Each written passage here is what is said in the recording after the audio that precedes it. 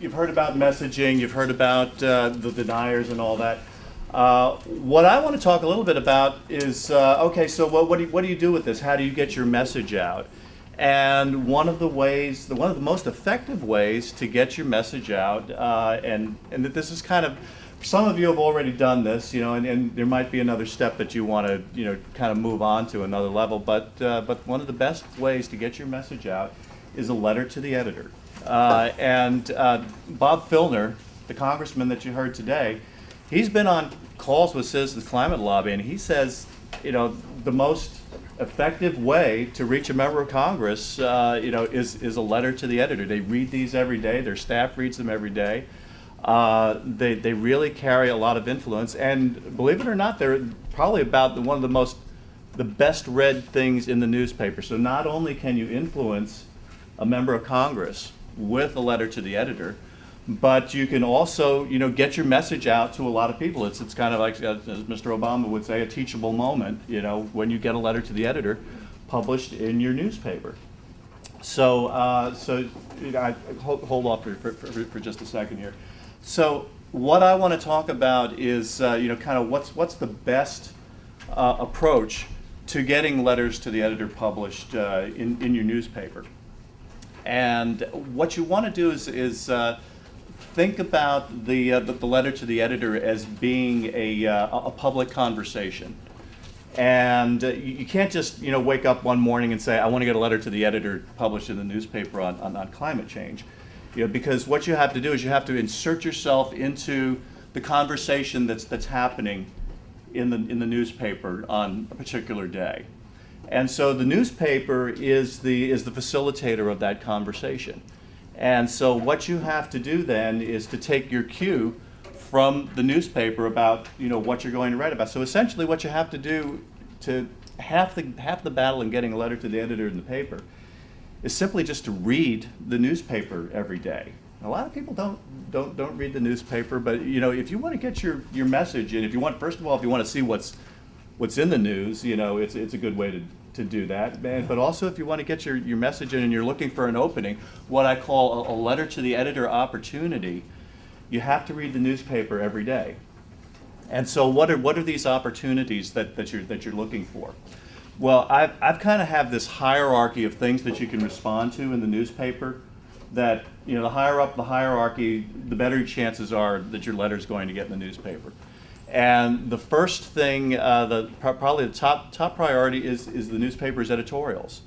This is like the official view of the newspaper. And if you write a letter in response to an editorial, that's going to get top consideration in the letters to the editor. Right close second behind that is a front page news story.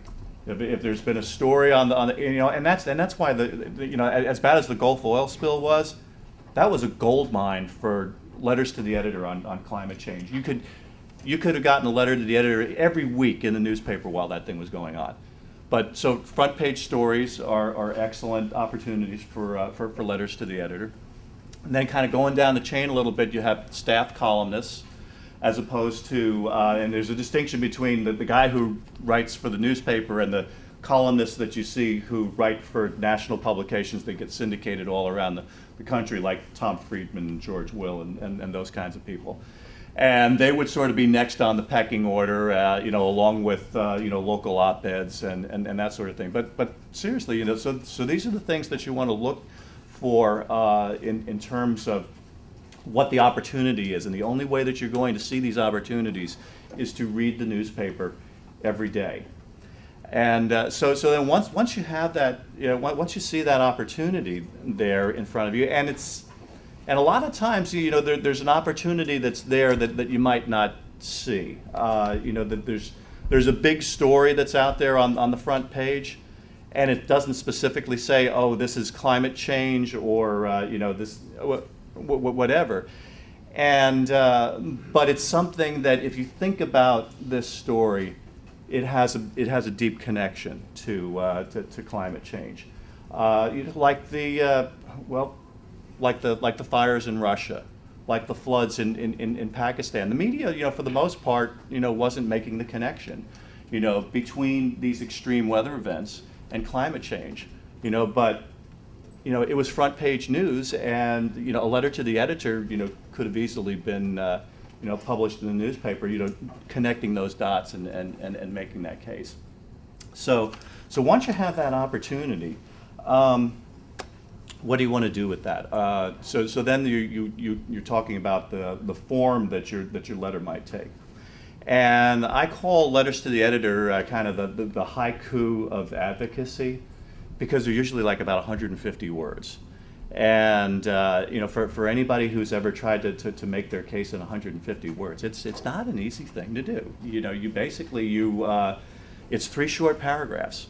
And that first paragraph is going to be the reference to the article that you're responding to. So that's what you open up with in your letter. You reference the article that you've seen in the paper that represents the letter to the editor opportunity, and then you transition that reference into what your message is.